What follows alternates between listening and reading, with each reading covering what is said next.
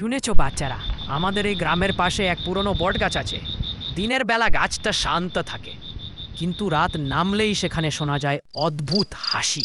কেউ বলে সেটা শিয়ালের ডাক, কেউ বলে ভূতের খেলা। সেই বটগাছটা অভিশপ্ত। রাতে বটগাছের কাছে কেউ যাবা না। চাচা, যদি আমরা গিয়ে দেখি? না, আমি ভয় পাই। রফিকুল, মিতা, সোহাগ, নাজমা সিদ্ধান্ত নেয় গোপনে বটগাছে যাবে।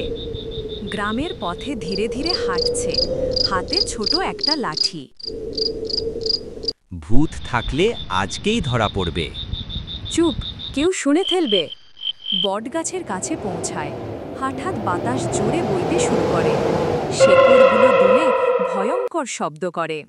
দূরে কারো হাসির শব্দ শোনা যায়। কেউ কি আছো? বাঁচাও, বাঁচাও! সবাই ভয়ে দৌড়ে পালিয়ে আছে বাসায়। রফিকুল রাতে ভাবতেছে। না, আমাকে কালকে সত্য বের করতে হবে। রফিকুল রাতে ঘুমাতে পারে না।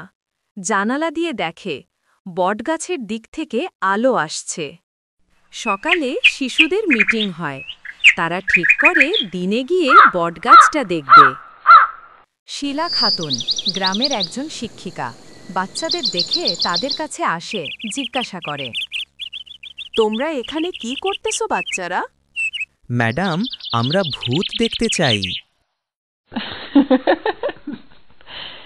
ভূত নেই, কিন্তু রহস্য আছে।